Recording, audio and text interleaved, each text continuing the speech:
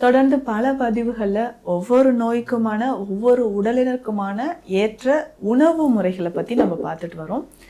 இந்த பதிவில் சர்க்கரை நோயாளிகள் அரிசி சாப்பிடலாமா, அரிசி சாப்பிட்டா எந்த மாதிரியான அரிசிகள் நம்ம எல்லாமே என்னதாங்க தீர்வு? ஸோ இந்த தீர்வுகள் எளிதாக நமக்கு கிடைக்கணும்னா இந்த அரிசி வகைகளில் என்னென்ன சாப்பிடலாம்? நிறைய பேருக்கு டவுட், காலையிலே அரிசி சாப்பிடலாமா இல்லை நைட்டும் நம்ம அரிசி சாப்பிடலாமா? சர்க்கரை நோயாளிகள் இரவு நேரத்தில் வேறு என்னதான் உணவு சாப்பிட்றது? இந்த ரைஸ்லாம் சாப்பிட்டா எனக்கு சுகர் இன்க்ரீஸ் ஆகிடுமா? ஒவ்வொருத்தர் சொல்கிறாங்க அரிசியை வடித்து சாப்பிடுங்க, இல்லை குக்கரில் வச்சு சாப்பிடாதீங்க, இல்லை பச்சரிசி சாப்பிடாதீங்க. சுகர் லெவலில் நமக்கு நல்லா குறையிறதுக்கும் லோ கிளைசிமிக் இண்டெக்ஸ், அதாவது இப்போ நம்ம சொல்லக்கூடிய எல்லா அரிசி வகைகள்லையுமே லோ கிளைசிமிக் இண்டெக்ஸ் இருக்குது. ஸோ அந்த ரத்தத்தில் மிக பொறுமையாக ஸ்லோவாக நமக்கு அந்த சுகர் லெவல் இன்க்ரீஸ் பண்ணுறதுக்கு இது ரொம்ப ரொம்ப யூஸ்ஃபுல்லான, நம்ம ரொம்ப சக்ஸஸ்ஃபுல்லாக சுகர் லெவலை நல்லா குறைச்சிட்டு வரோம் சித்த மருந்துகள் எல்லாமே கொடுத்து. அதனோட உணவு முறையை நீங்கள் இப்படி ஃபாலோ பண்ணிகிட்டே வாங்களேன், உங்களுக்கு நல்ல ரிசல்ட் கிடைக்கும். சுகர் லெவல் குறையும், சுகர்னால் வரக்கூடிய சைடு எஃபெக்ட்ஸும் உங்களுக்கு குறைய ஆரம்பிக்கும்.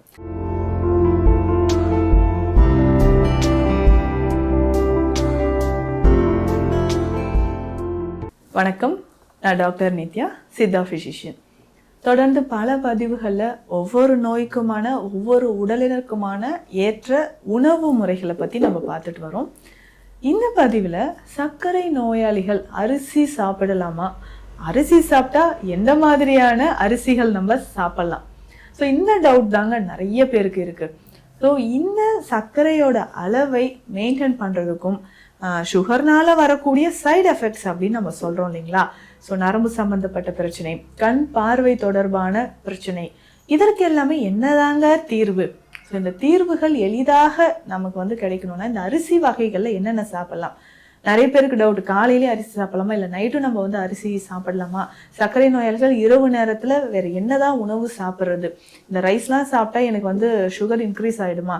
ஒவ்வொருத்தர் சொல்கிறாங்க அரிசியை வடித்து சாப்பிடுங்க, இல்லை குக்கரில் வச்சு சாப்பிடாதீங்க, இல்லை பச்சரிசி சாப்பிடாதீங்கன்னு சொல்கிறாங்க.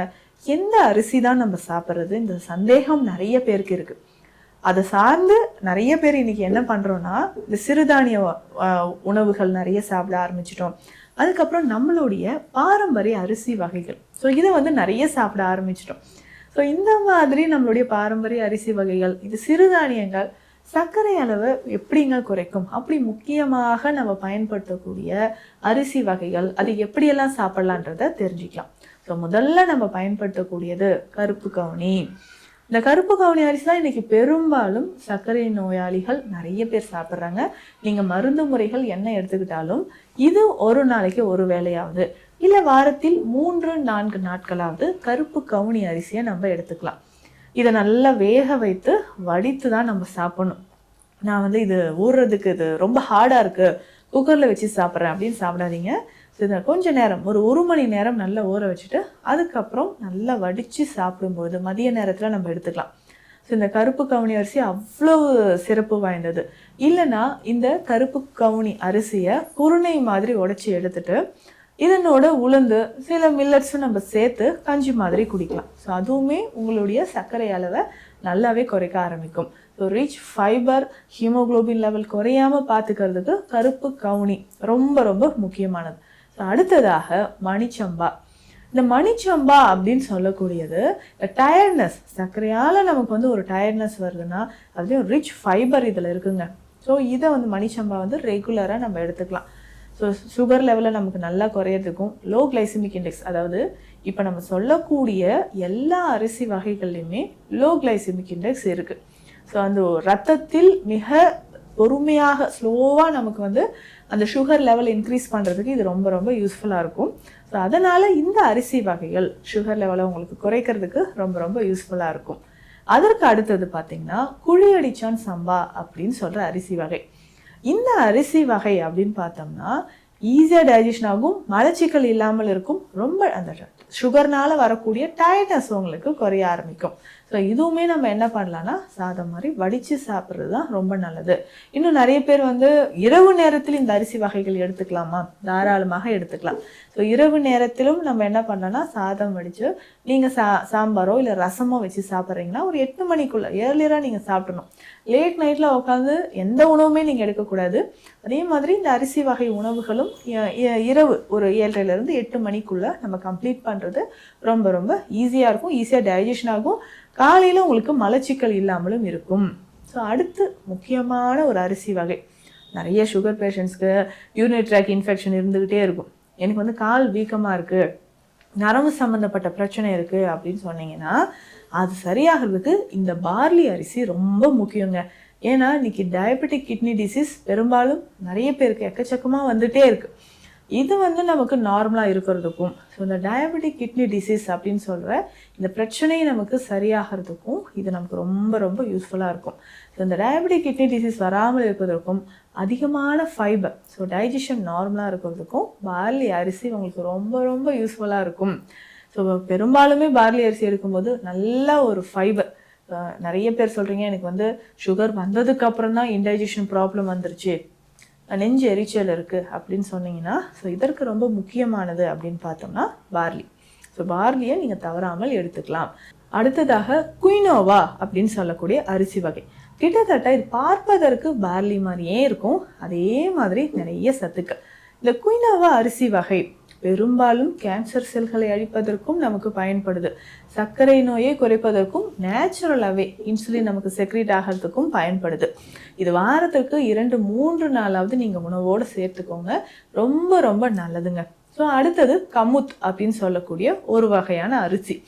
இந்த கமுத் அப்படின்ற அரிசியை நம்ம கடைகளில் பார்த்துருப்போம். நிறைய பேர் இது கோதுமையா அரிசியான்ற ஒரு சந்தேகத்தில் எதுக்கு வாங்க வேண்டான்னு வச்சுட்டு வந்துருவோம்.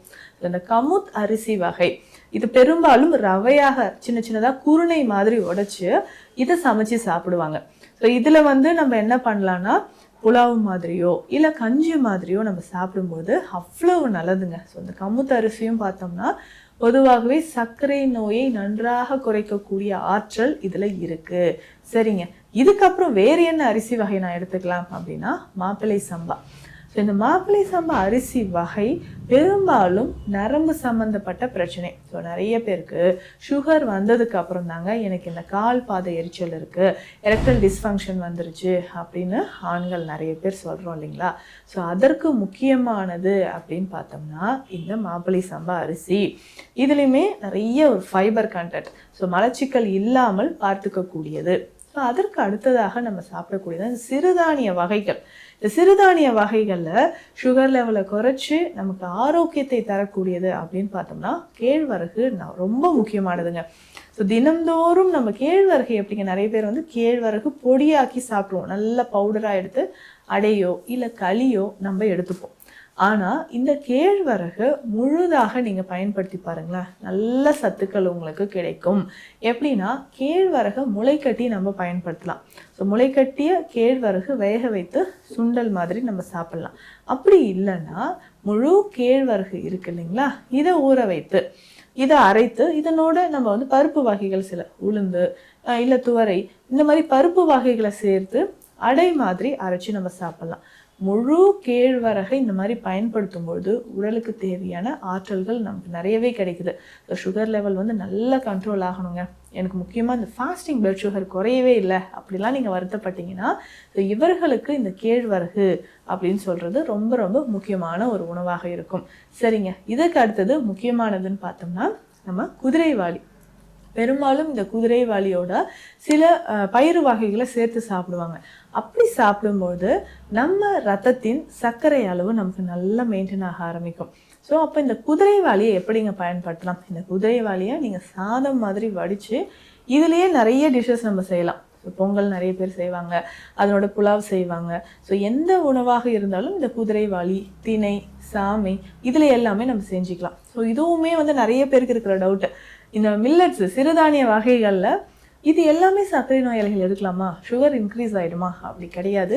இப்போ இந்த பதிவில் நான் சொல்லியிருக்கக்கூடிய அரிசி வகைகள் எல்லாமே சர்க்கரை நோயை நமக்கு குறைக்கக்கூடியது. ஏன்னா நம்ம ரொம்ப சக்ஸஸ்ஃபுல்லாக சுகர் லெவலை நல்லா குறைச்சிட்டு வரோம், சித்த மருந்துகள் எல்லாமே கொடுத்து.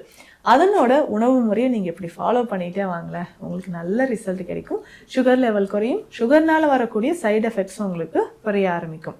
இந்த பதிவு உங்களுக்கு பயனுள்ளதாக இருக்கும்னு நினைக்கிறேன். சித்த மருத்துவம் தொடர்பான மருத்துவ ஆலோசனைகளுக்கு ஸ்க்ரீனில் இருக்கிற நம்பருக்கு காண்டாக்ட் பண்ணுங்கள். நன்றி.